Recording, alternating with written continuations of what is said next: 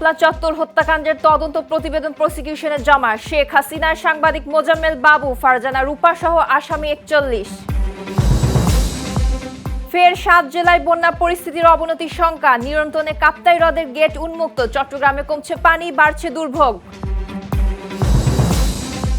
এবং বিশ্বকাপে ফ্রান্সকে 6-4 গোলে হারিয়ে তৃতীয় স্থানে ইংল্যান্ড। বিশ্বসেরার মুকুটের লড়াইয়ে আজ রাতে মুখোমুখি আর্জেন্টিনা স্পেন। আমন্ত্রণ চ্যানেল এস দেশের কথায়, সাথে আছি আমি মাহজাবিন প্রিয়া। শুনছিলেন শিরোনাম, এবারে বিস্তারিত। 2013 সালে মতিঝিল শাপলা চত্বরে হেফাজতে ইসলামের সমাবেশে হত্যাযজ্ঞের ঘটনার তদন্ত প্রতিবেদন প্রসিকিউশনের হাতে পৌঁছেছে। আজ সকালে আন্তর্জাতিক অপরাধ ট্রাইব্যুনালের তদন্ত সংস্থার প্রতিবেদনটি হাতে পায় prosecution. Chief prosecutor Aminul Islam জানান, সাবেক প্রধানমন্ত্রী শেখ হাসিনা ও সাবেক সেনাপ্রধান জেনারেল আজিজ আহমেদ সহ 41 জনকে এতে আসামি করা হয়েছে। আসামির তালিকায় আরও রয়েছেন 71 টিভির সাবেক এমডি মোজাম্মেল বাবু, সাবেক চিফ রিপোর্টার ফারজানা রূপা, সাংবাদিক শাহরিয়ার কবির এবং তৎকালীন পুলিশ র্যাব প্রধান ও ডিএমপি কমিশনার। তদন্তে এখন পর্যন্ত শুধু ঢাকাতেই 32 জন নিহত হওয়ার তথ্য মিলেছে। আগামী 21 জুলাই প্রতিবেদনটি আন্তর্জাতিক অপরাধ ট্রাইব্যুনালে দাখিল করা হবে। এদিকে মামলার অগ্রগতি জানতে আজ সকালে সিনিয়র নায়েবে আমির আব্দুল হামিদের নেতৃত্বে ট্রাইব্যুনালে যান হেফাজতের শীর্ষ নেতারা। এ সময় মাওলানা মামুনুল হক ও মুফতি হারুন ইজহার সহ প্রতিনিধি দলটি চিফ প্রসিকিউটরের সঙ্গে সাক্ষাৎ করেন। টানা বৃষ্টি ও পাহাড়ি ঢলে দেশের অন্তত 7টি জেলায় আগামী 3 দিনে বন্যা পরিস্থিতির অবনতির আশঙ্কা দেখা দিয়েছে। বন্যা পূর্বাভাস ও সতর্কীকরণ কেন্দ্র জানিয়েছে, ব্রহ্মপুত্র, যমুনা, গঙ্গা ও পদ্মা সহ প্রধান নদ নদীর পানি বৃদ্ধি অব্যাহত থাকায় কুড়িগ্রাম, গাইবান্ধা, জামালপুর ও সিরাজগঞ্জের নিম্নাঞ্চল প্লাবিত হতে পারে। ইতোমধ্যে সিলেটের ফেঞ্চুগঞ্জ ও সুনামগঞ্জে কুশিয়ারা এবং নেত্রকোনার সোমেশ্বরী নদীর পানি বিপদসীমার ওপর দিয়ে বইছে। এদিকে লঘুচাপের প্রভাবে উপকূলীয় নদীগুলোয় অস্বাভাবিক জোয়ার দেখা দেওয়ায় সমুদ্র বন্দরগুলোকে 3 নম্বর স্থানীয় সতর্কতা সংকেত দেখাতে বলেছে আবহাওয়া অধিদপ্তর। অন্যদিকে পানির উচ্চতা বাড়ায় কাপ্তাই হ্রদের 16টি সুইচ গেট খুলে দেওয়া হয়েছে। গেটগুলো দিয়ে প্রতি সেকেন্ডে 9000 কিউসেক পানি কর্ণফুলী নদীতে ছাড়া হচ্ছে। এছাড়া চট্টগ্রামে বন্যার পানি ধীরে ধীরে কমতে শুরু করলেও দক্ষিণ চট্টগ্রামের সাতকানিয়া, লোহাগাড়া, বাঁশখালী ও চন্দনাইশে এখনও চরম দুর্ভোগ বিরাজ করছে। পানি নেমে যাওয়ার পর তীব্র বিশুদ্ধ পানির সংকট, ক্ষতিগ্রস্ত কাঁচা ঘরবাড়ি ও আশ্রয়কেন্দ্রের মানুষের দৈন্যদশা ফুটে উঠেছে। জনস্বাস্থ্য রক্ষা এবং রাস্তাঘাট ও বিধ্বস্ত অবকাঠামোর সংস্কারে সরকারের পাশাপাশি বিভিন্ন বেসরকারি সংস্থা কাজ করে যাচ্ছে। দর্শক, জামালপুর থেকে টানা বৃষ্টি ও পাহাড়ি ঢলের কারণে বন্যা পরিস্থিতির অবনতির শঙ্কা নিয়ে সহকর্মী শামীম হোসাইন জানাচ্ছেন সবশেষ খবর।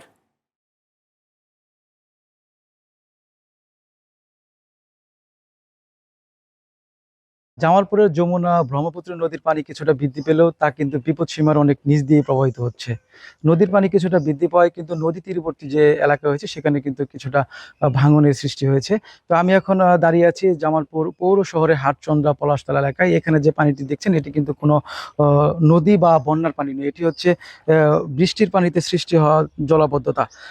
এখানে সামান্য একটু বৃষ্টিতে কিন্তু সৃষ্টি হয় জলাবদ্ধতা। এই বিশেষ করে পলাশতলা, দাপুনিয়া, বিসিক শিল্পনগরী, ঘিটপাড়, ফিশারিপাড়া, ফুলবাড়িয়া, মনিরাজপুর, শেখেরপিঠা সহ বিভিন্ন এলাকায় কিন্তু জলাবদ্ধতার সৃষ্টি হয়। বিশেষ করে এই পলাশতলা এলাকায় বছরের অর্ধেক সময় কিন্তু প্রায় 2 শতাধিক মানুষ এখানে পানিবন্দী হয়ে থাকেন। বিশেষ করে অপরিকল্পিত নগরায়ন, অপর্যাপ্ত পরিমাণে ড্রেনেজ ব্যবস্থা, খাল পরিষ্কার না করার কারণে কিন্তু এই জলাবদ্ধতার সৃষ্টি হচ্ছে।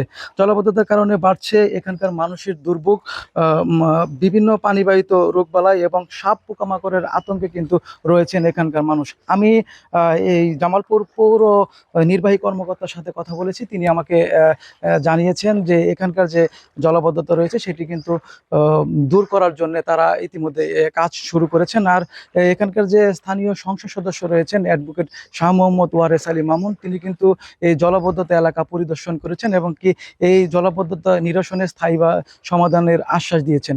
এই ছিল জামালপুর থেকে সর্বশেষ। ধন্যবাদ শামীম।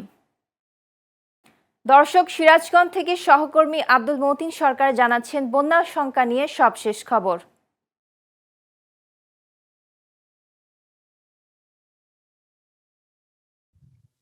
ধন্যবাদ প্রিয়াঙ্কা। আপনি যেমনটা বলছিলেন, টানা বৃষ্টি এবং ওজন থেকে নেমে আসা পাহাড়ি ঢলের কারণে কিন্তু সিরাজগঞ্জ যমুনা নদীর পানি বৃদ্ধি পেয়েছে। গত ২৪ ঘন্টায় পানি বৃদ্ধি পেয়েছে ৬ সেন্টিমিটার এবং গত ৩ দিনে বৃদ্ধি পেয়েছে ৩০ সেন্টিমিটার এবং ৭৩ সেন্টিমিটার পানি নিচ দিয়ে কিন্তু প্রবাহিত হচ্ছে। আপনাকে একটা বিষয় জানিয়ে রাখি, বন্যার পানি বৃদ্ধির কারণে নদীর বিভিন্ন স্থানে দেখা দিয়েছে তীব্র ভাঙন। পানি বাড়ার সঙ্গে সঙ্গে নদীর চরাঞ্চল, নিম্নাঞ্চল এলাকায় প্লাবিত হচ্ছে। বিভিন্ন ফসলি জমিতে পানি ওঠার কারণে ফসল নষ্ট হচ্ছে। গত ৪ সপ্তাহ ধরে সিরাজগঞ্জ সদর, কাউখালী ইউনিয়ন, কাজীপুর ৪ গিরিশ, চৌহালির চর, সলিমাবাদ, সাহাদপুর সোনাতলী ইউনিয়ন, এতে বসতবাড়ি, মসজিদ, মাদ্রাসা, স্কুল, দোকানপাট, কবরস্থান, অসংখ্য গাছপালা নদীতে বিলীন হচ্ছে এবং ফসলি জমি কিন্তু পানি বাড়ার কারণে হাজার হাজার বিঘা ফসলি জমি নষ্ট হচ্ছে। সিরাজগঞ্জ বন্যা এবং ভাঙনের আমার কাছে ছিল সর্বশেষ। প্রিয়াঙ্কা। ধন্যবাদ মতিন সরকার। বিগত সরকারের আমলে ২০২২ সালের কাতার বিশ্বকাপ ফুটবল সম্প্রচারের স্বত্ব কেনা ও সম্প্রচার প্রক্রিয়ায় প্রায় ১৪০ কোটি টাকার আর্থিক অনিয়মের অভিযোগ তুলেছেন তথ্য ও সম্প্রচার মন্ত্রী জহিরউদ্দিন স্বপন। তবে বর্তমান সরকার কোনো মধ্যস্থভোগী ছাড়া সরাসরি ফিফার সঙ্গে যোগাযোগ করে দেশের অর্থ অপচয় রোধ করতে সক্ষম হয়েছে বলে দাবি করেছেন তিনি। আজ তথ্য অধিদপ্তরের সম্মেলন কক্ষে আয়োজিত সংবাদ সম্মেলনে তথ্যমন্ত্রী এসব কথা বলেন। এ সময় জহিরউদ্দিন স্বপন জানান, সে সময় ফিফাকে চুক্তির পুরো টাকা দেওয়ার পরও মধ্যস্থভোগীদের মাধ্যমে এই দুর্নীতি হয়। এই অনিয়মের বিভাগীয় তদন্ত চলছে এবং প্রতিবেদন এলে তা দুদকে পাঠানো হবে। মন্ত্রী আরও জানান, প্রধানমন্ত্রীর সরাসরি নির্দেশনায় এবার কোনো তৃতীয় পক্ষের মাধ্যম ছাড়াই ফিফার কাছ থেকে মাত্র $৩.৮৫ মিলিয়ন বিশ্বকাপ ফুটবলের সম্প্রচার স্বত্ব কেনা সম্ভব হয়েছে। বিজ্ঞাপনের আয় থেকে খরচ উঠে আসা এবার জনগণের কোনো টাকা ব্যয় করতে হয়নি। ২০২২-এর বিশ্বকাপের সঙ্গে ২০২৬-এর বিশ্বকাপের আমাদের যে খরচ, সেটা একটা তুলনা করতে হবে আপনাদেরকে, এবং এই তুলনাটা সামনে আনলেই বোঝা যাবে যে শেখ হাসিনার আমলের বিশ্বকাপ, সেখানে কিভাবে বিশ্বকাপ দেখানোর নামে দুর্নীতি হয়েছে, টাকা লুটপাট হয়েছে, মধ্যস্বত্বভোগীরা ব্যবহার করেছে, রাষ্ট্রের অন্যান্য ক্ষেত্রে যেভাবে লুটপাট হয়েছে, এখানেও কিভাবে হয়েছে। তুরস্ক সরকারের আমন্ত্রণে ৫ দিনের সরকারি সফরে দেশটির উদ্দেশ্যে ঢাকা ছেড়েছেন বাংলাদেশ সেনাবাহিনীর প্রধান জেনারেল ওয়াকারুজ্জামান। আজ তিনি দেশটির উদ্দেশ্যে রওনা হন। আন্তঃবাহিনী জনসংযোগ পরিদপ্তর আইএসপিআর এর এক সংবাদ বিজ্ঞপ্তিতে এ তথ্য জানানো হয়েছে। আইএসপিআর জানায়, সফরকালে সেনাবাহিনী প্রধান তুরস্কের বিভিন্ন প্রতিরক্ষা শিল্প প্রতিষ্ঠান পরিদর্শন করবেন। এছাড়া বাংলাদেশ ও তুরস্কের মধ্যকার প্রতিরক্ষা বিষয়ক দ্বিপাক্ষিক সম্পর্ক অধিকতর উন্নয়ন ও জোরদার করার লক্ষ্যে তিনি তুরস্কের সশস্ত্র বাহিনী এবং প্রতিরক্ষা সংশ্লিষ্ট গুরুত্বপূর্ণ ব্যক্তিদের সঙ্গে সৌজন্য সাক্ষাৎ ও মতবিনিময় করবেন। সফর শেষে আগামী সপ্তাহে সেনা প্রধানের দেশে ফেরার কথা রয়েছে। এবার ফিফা বিশ্বকাপ ফুটবলের কথা।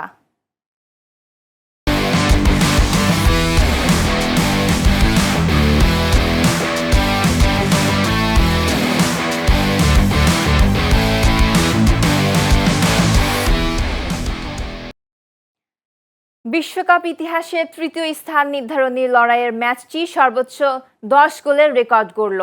আর বুকারো সাকার দুর্দান্ত হ্যাট্রিকে ফরাসিদের ৬-৪ ব্যবধানে হারিয়ে তৃতীয় হলো ইংলিশরা। ম্যাচে জোড়া গোল করে লিওনেল মেসিকে টপকে বিশ্বকাপ ইতিহাসের সর্বোচ্চ ২২ গোলের মালিক এখন কিলিয়ান এমবাপ্পে, যা তাকে ২০২৬ বিশ্বকাপের গোল্ডেন বুট জয়ের দৌড়েও সবার উপরে তুলে দিয়েছে। অন্যদিকে কিংবদন্তি পেলের রেকর্ড ভেঙে এক আসরে সর্বোচ্চ ৭টি অ্যাসিস্টের নতুন কীর্তি গড়েছেন ফ্রান্সের মাইকেল ওলিসে। এদিকে দীর্ঘ এক মাসের রোমাঞ্চ শেষে আজ রাতে পর্দা নামছে বিশ্ব ফুটবলের এই মহাযজ্ঞের।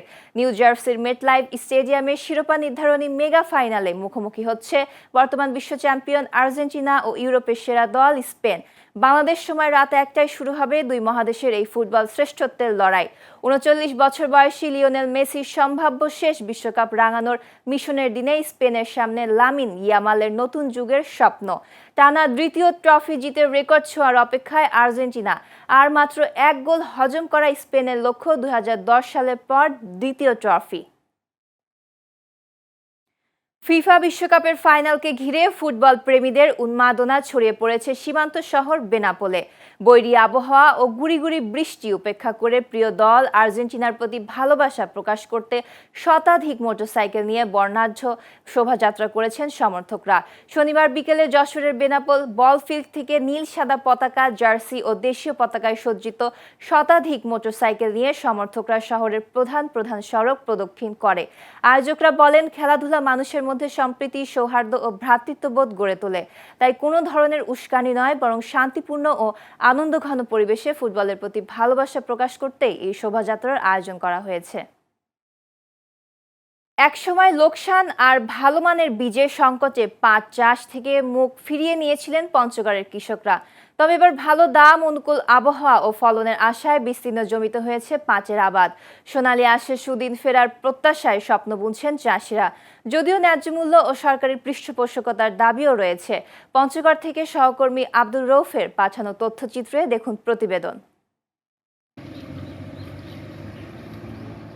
পঞ্চগড়ের মাঠ প্রান্তর জুড়ে শুরু হয়েছে পাট সংগ্রহের মৌসুম। পাট কাটা থেকে শুরু করে জাগ দেয়া, আঁশ ছাড়ানো ও শুকানোর কাজে কৃষকের ব্যস্ততা। জেলার 5 উপজেলায় এবার ব্যাপকভাবে পাটের আবাদ হয়েছে। অনুকূল আবহাওয়া ও সময়মতো বৃষ্টিপাতের কারণে ফলনও হয়েছে আশানুরূপ। কৃষকরা বলছেন, মজুরি, বীজ ও কীটনাশক সহ প্রতি বিঘায় খরচ হয়েছে প্রায় 20,000 টাকা। আর উৎপাদন হতে পারে 12 থেকে 15 মণ পর্যন্ত। তবে উৎপাদন খরচের চাপ কাটিয়ে ন্যায্য মূল্য নিশ্চিত হলেই ফিরবে সোনালী আঁশের প্রকৃত সুদিন। পাট অনেক ভালো হয়েছে, তবে সার কীটনাশকের দাম যে হারে বেশি, লেবারের দাম যে হারে বেশি, এই অনুপাতে সরকার যদি আমাদেরকে পাটের দাম বেশি না দেয়, তাহলে আমরা কৃষকরা কি করব? একবার মাঠে মারা যাব। সার একটু পাওয়া যায় কম, লাইন ধরে নিতে হয়। তো মোটামুটি 25,000 টাকার মতো খরচ হয়েছে। এর মধ্যে জাগ দিতে তো খরচ আছেই। যদি দাম পাই তাহলে ভালো লাভ হবে, আর যদি না পাই তাহলে তো লস হইতে হবে। কীটনাশক, মজুরের দাম এবং বিভিন্ন কীটনাশক থেকে সার পাওয়া যায় না, বিভিন্নভাবে সার জোগাড় করে বেশি দামের সার কিনে আমাদেরকে আবাদ করছি আমরা। এখন যদি পাটের দাম আমাদের ন্যায্য মূল্য না পাই, তাহলে আমরা খুব লোকসানে পড়ে যাব। কৃষি বিভাগ বলছে, পরিবেশ বান্ধব প্রাকৃতিক আঁশ হিসেবে দেশ বিদেশে পাটের চাহিদা বাড়ছে। এই সম্ভাবনাকে কাজে লাগাতে কৃষকদের উদ্বুদ্ধ করার পাশাপাশি দেওয়া হচ্ছে আধুনিক চাষাবাদের পরামর্শ। এখানে পাটের আবাদ এবং মূল্য বেশ সন্তোষজনক হওয়ায় কৃষকরা বেশ আগ্রহী পাট চাষে, এবং এবারও আশা করতেছি ফলন এবং দাম ভালো পাবে। আগামী দিনে আরও এরিয়া বৃদ্ধি পাবে বলে আমরা আশা করতেছি। আর আমাদের যারা জেলা পর্যায়ের কর্মকর্তা এবং উপজেলার যারা উপসহকারী আছি, আমরা কৃষকদেরকে নিয়মিত বিভিন্ন পরামর্শ দিয়ে যাচ্ছি, রোগবালাই বিভিন্ন ধরনের যারা সমস্যা না পড়ে, এবং সেজন্য বাম্পার ফলনের জন্য যথাযথ আমরা নিয়মিত মনিটরিং করতেছি। এবছর পঞ্চগড় জেলায় 10,820 হেক্টর জমিতে পাটের আবাদ হয়েছে। বাজারজাতকরণে সরকারি পৃষ্ঠপোষকতা সুদিন ফিরবে সোনালী আঁশে। পরিবর্তন আসবে অর্থনীতিতেও, এমন প্রত্যাশা সংশ্লিষ্টদের। Channel S news desk. নাট্যকার ও চলচ্চিত্র নির্মাতা হুমায়ুন আহমেদের 14তম মৃত্যুবার্ষিকী উপলক্ষে নুহাশপল্লীতে বিশেষ আয়োজন করা হয়েছে। পরিবারের সদস্য, স্বজন ও ভক্তরা হুমায়ুন আহমেদের কবরে ফুল দিয়ে গভীর শ্রদ্ধায় স্মরণ করেছেন। রোববার সকাল থেকেই ভক্ত, কবি, লেখক, নাট্যজন ও সংস্কৃত কর্মীরা ফুল হাতে শ্রদ্ধা জানাতে ভিড় করেন নুহাশপল্লীর লিচুতলায়। নন্দিত লেখকের প্রিয় চরিত্র হিমু এবং রূপার সাজে হলুদ পাঞ্জাবি ও নীল শাড়ি পরে আসেন অনেক ভক্ত। তারা লেখকের প্রতি অতল শ্রদ্ধা ও ভালোবাসার কথা জানান। লেখকের স্ত্রী মেহের আফরোজ শাওন, 2 ছেলে নিনিত ও নিশাদ হুমায়ুনের উপস্থিতিতে লিচুতলায় হুমায়ুন আহমেদের কবর জিয়ারত করে তার আত্মার শান্তি কামনায় প্রার্থনা করা হয়।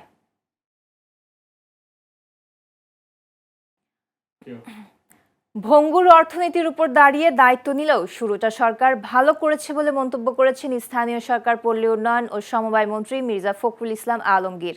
শনিবার রাতে রাজধানীর পূর্বাঞ্চলে বাংলাদেশ মেরিটাইম একাডেমি অ্যালামনাই অ্যাসোসিয়েশনের কার্যনির্বাহী কমিটির পরিচিতি সভায় তিনি এ কথা বলেন। মির্জা ফখরুল বলেন, বিএনপি ধ্বংসস্তূপ থেকে ঘুরে দাঁড়াতে পারে।